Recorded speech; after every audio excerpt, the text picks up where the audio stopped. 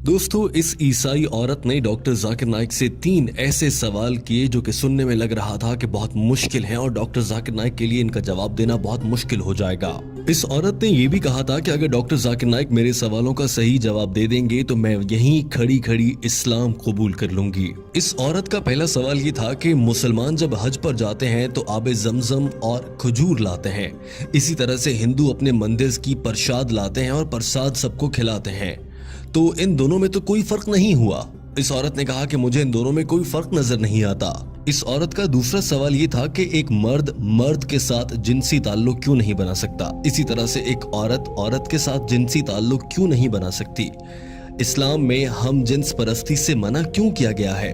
ये औरत जानना चाह रही थी कि शादी के बाद ही ऐसा करने की इजाजत क्यों है, अपनी जिनसी लज्जत हासिल करने के लिए शादी की जरूरत क्यों होती है।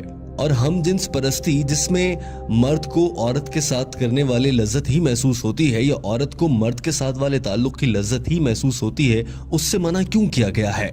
इस ईसाई औरत का तीसरा सवाल ये था कि जन्नत में हजरत आदम अलैहिस्सलाम के कहने पर अम्मा हवा ने कुछ खाने का फल खा लिया था जिसकी वजह से आज तक उन्हें भुगतना पड़ रहा है और औरतों को बच्चे पैदा करने की जिम्मेदारी दे दी गई है कि औरतों को ही इसी दर्द से क्यों गुजरना पड़ता है। इस औरत ने कहा कि मेरा सवाल ये है कि क्या ये सच है कि औरतों को बच्चा जनने की तकलीफ इसीलिए दी गई है क्योंकि अम्मा हवा ने हजरत आदम के कहने पर गलती से वो फल खा लिया था, इसीलिए सारी दुनिया की औरतों को सजा के तौर पर अब बच्चा पैदा करने की तकलीफ से गुजरना पड़ता है।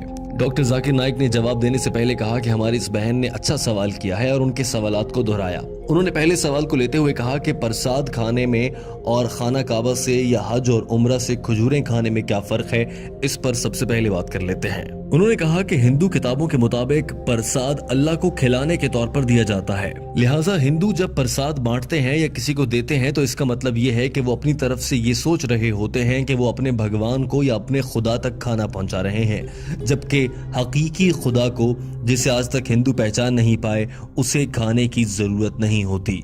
अल्लाह ताला कुरान पाक की सूरा इनाम में फरमाता है, अल्लाह सबको खिलाता है मगर अल्लाह को किसी के दिए गए खाने की जरूरत नहीं है।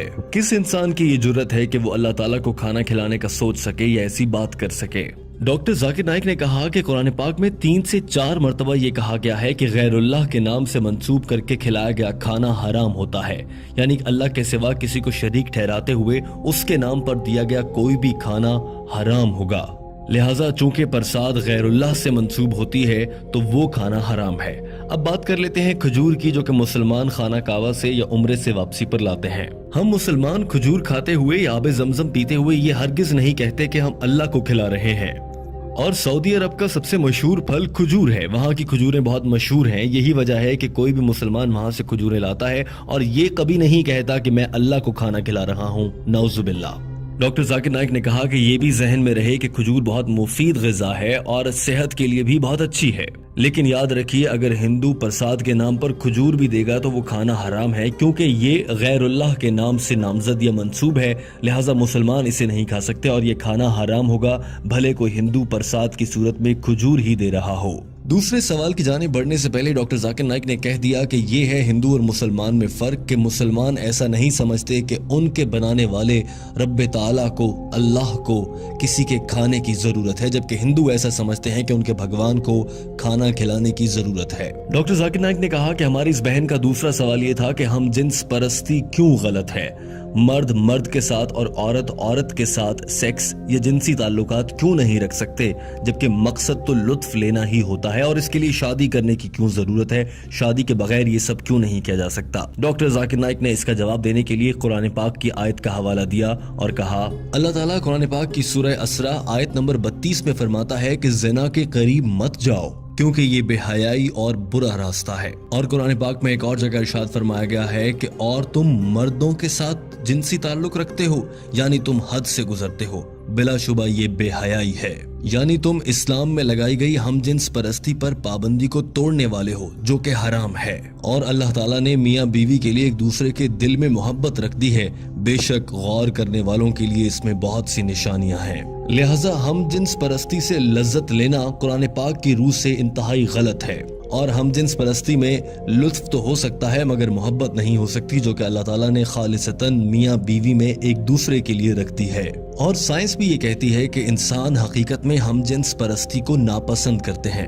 اب آپ یہ بھی نقطہ اٹھا سکتی ہیں یا اٹھاتی ہوں گی اکثر کہ ہم جنس پرستی دو لوگ اپنی مرضی سے کر رہے ہیں، ہم اس میں کون ہوتے ہیں بولنے والے، لیکن ہمارے خدا نے، اللہ تعالیٰ نے اس سے منع فرمایا ہے۔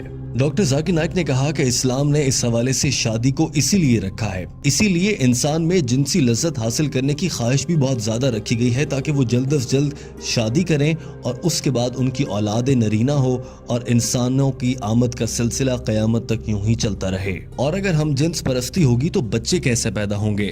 ڈاکٹر ذاکر نائک نے کہا کہ حضرت محمد صلی اللہ علیہ وآلہ وسلم نے ارشاد فرمایا کہ میاں بیوی کا آپس میں جنسی تعلق رکھنا دراصل عبادت ہے۔ اور آج سائنس ہمیں یہ کہہ رہی ہے کہ ایک جانب وہ لوگ جو شادی کرتے ہیں مختلف جنس کے لوگوں سے اور دوسری جانب وہ لوگ جو ہم جنس پرستی کرتے ہیں ان کے درمیان موازنہ کریں تو شادی کرنے والے لوگ زیادہ خوشگوار اور اچھی زندگی گزارتے ہیں۔ ڈاکٹر ذاکر نائک نے یہ بھی کہا کہ اسلام، یہودیت، عیسائیت اور تمام مذاہب ہی ہم جنس پرستی سے روکتے ہیں اور یہ انسان کی صحت اور اس کی نفسیات کے خلاف ہے۔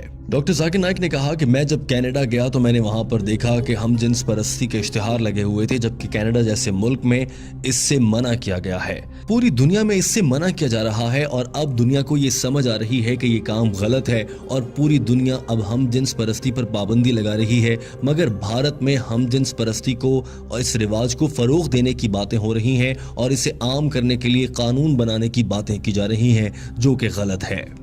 ڈاکٹر ذاکر نائک نے تیسرے سوال کی جانب بڑھنے سے پہلے یہ بات واضح کر دی کہ ہم جنس پرستی آپ کو جہنم میں لے کر جائے گی۔ اور اب آ جاتے ہیں تیسرے سوال کی جانب۔ ڈاکٹر ذاکر نائک نے کہا کہ تیسرا سوال یہ تھا کہ اگر اماں ہوا نے جنت میں گندم کا دانہ کھایا اور وہ دنیا میں آ گئیں تو اب اس کے بعد سے دنیا کی ساری عورتوں کو بچہ جننے کے لیے وہ تکلیف سہنا پڑے گی اور یہ اس بات کی سزا ہے۔ انہوں نے کہا کہ ایسا غلط ہے، دراصل یہ بائبل میں لکھا گیا ہے اور بائبل کی وجہ سے ہی عیسائی حضرات یہ خیال کرتے ہیں کہ عورت کو بچہ جننے کی تکلیف سے اسی لیے گزرنا پڑتا ہے کہ اس نے جنت میں گندم کا دانہ کھا لیا تھا، مگر اسلام میں کہیں بھی ایسا نہیں کہا گیا کہ اس غلطی کی اکیلی ذمہ دار اماں ہوا تھیں۔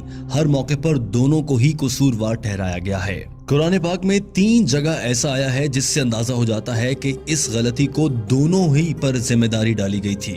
مثال کے طور پر ایک جگہ کہا گیا کہ ہم نے ان دونوں کو منع کیا کہ گندم کا دانہ نہیں کھانا، ایک اور جگہ کہا گیا کہ ان دونوں نے اللہ سے معافی مانگی، اور ایک اور جگہ کہا گیا کہ ان دونوں کی غلطی پر ہم نے انہیں سزا کے طور پر دنیا میں بھیج دیا۔ ہر جگہ پر دونوں کا ذکر ہوا ہے، اکیلی حضرت اماں حوا علیہ السلام کا ذکر نہیں ہوا۔ لہٰذا قرآن پاک کی روح سے حضرت اماں حوا اور حضرت آدم علیہ السلام دونوں ہی ذمہ دار ہیں۔ چونکہ بائبل میں کچھ تبدیلیاں کر دی گئی ہیں اس لیے بائبل میں معلومات بدل گئیں اور اب عیسائی مذہب کے فالو کرنے والے لوگ اسے غلط سمجھ بیٹھتے ہیں، جبکہ اسلام میں ایسا بالکل بھی نہیں ہے۔ آپ قرآن پاک میں پڑھیں گی تو آپ کو معلوم ہوگا کہ عورت کے لیے حمل بد دعا نہیں بلکہ خوش قسمتی ہے۔ سورہ نساء آیت نمبر 1 میں فرمایا گیا کہ اپنی عورت کا خیال رکھو اور ان کے ساتھ اچھے سے پیش آؤ۔ ایک اور جگہ فرمایا گیا کہ ہم نے انسان کو اپنے والدین کے ساتھ اچھے طریقے سے پیش آنے کا حکم دیا ہے، کیونکہ اس کی ماں نے حمل اور بچے کو پیدا کرنے کی تکلیف اٹھائی ہے۔ اسی طرح سے ایک حدیث ہے کہ ایک صحابی نے آپ صلی اللہ علیہ وآلہ وسلم سے دریافت کیا کہ یا رسول اللہ، میں اپنے والدین میں سے ماں کے ساتھ اچھا سلوک کروں یا باپ کے ساتھ؟ آپ صلی اللہ علیہ وآلہ وسلم نے فرمایا اپنی ماں کے ساتھ۔ اس شخص نے پھر یہی سوال دہرایا اور دوسری مرتبہ میں بھی آپ صلی اللہ علیہ وآلہ وسلم نے فرمایا کہ اپنی ماں سے۔ تیسری مرتبہ کے سوال میں بھی یہی جواب ملا اور چوتھی مرتبہ کے سوال کے جواب میں آپ صلی اللہ علیہ وآلہ وسلم نے فرمایا کہ اپنے والد سے۔ لہٰذا 3 بار ماں کے احترام کا کہا گیا ہے۔ Gold medal, silver medal, jubilee medal سبھی ماں کو ملے ہیں، اس کے بعد والد کی بات ہے۔ اس کا مطلب یہ ہرگز نہیں ہے کہ والد کا احترام نہ کیا جائے، مگر ماں کا بہت احترام ہے۔ اور ڈاکٹر ذاکر نائک نے یہ بھی کہا کہ اللہ تعالیٰ نے اسی لیے یہ ذمہ عورت کو دیا ہے۔ بتائیں آپ، کیا کوئی مرد بچے کو جنم دے سکتا ہے؟ ہرگز نہیں۔ ڈاکٹر ذاکر نائک نے کہا کہ مجھے امید ہے آپ کو اپنے سوالوں کا جواب مل گیا ہوگا۔ اس عورت نے ہاں میں جواب دیا تو ڈاکٹر ذاکر نائک نے سوال کیا، کیا آپ اللہ کو ایک واحد عبادت کے لائق مانتی ہیں؟ ڈاکٹر ذاکر نائک نے سوال کیا کہ آپ حضرت عیسیٰ علیہ السلام کو خدا مانتی ہیں؟ اس عورت نے جواب میں کہا نہیں۔ ڈاکٹر ذاکر نائک نے سوال کیا کہ پھر آپ انہیں کیا مانتی ہیں؟ جواب دیا کہ میں انہیں پیغمبر مانتی ہوں۔ سوال ہوا کہ کیا آپ حضرت محمد صلی اللہ علیہ وآلہ وسلم پر ایمان رکھتی ہیں اور انہیں اللہ کا آخری نبی مانتی ہیں؟ عورت نے جواب دیا جی ہاں، میں ان پر یقین رکھتی ہوں اور وہ اللہ کے آخری نبی ہیں۔ ڈاکٹر ذاکر نائک نے آخری سوال کیا، آپ پر اسلام قبول کرنے کے لیے کہیں سے کوئی دباؤ تو نہیں، کسی نے کوئی رشوت تو نہیں دی؟ اس عورت نے جواب میں کہا ہرگز ایسا نہیں ہے۔ تو ڈاکٹر ذاکر نائک نے کہا مبارک ہو، آپ اسلام قبول کر سکتی ہیں۔ ڈاکٹر ذاکر نائک نے کلمہ پڑھایا، اس عورت نے اسلام قبول کر لیا۔ انا محمدن محمدن عبدہ عبدہ ورسولہ ورسولہ۔ I bear witness. دوستوں، امید ہے کہ آپ کو یہ ویڈیو پسند آئی ہوگی۔ اس ویڈیو کو پسند کرنے کے ساتھ اپنے دوستوں تک پہنچائیے تاکہ وہ بھی ڈاکٹر ذاکر نائک کی انگریزی زبان میں کی گئی گفتگو کا اردو ترجمہ سن کر سمجھ سکیں اور دین اسلام پر عمل کر سکیں۔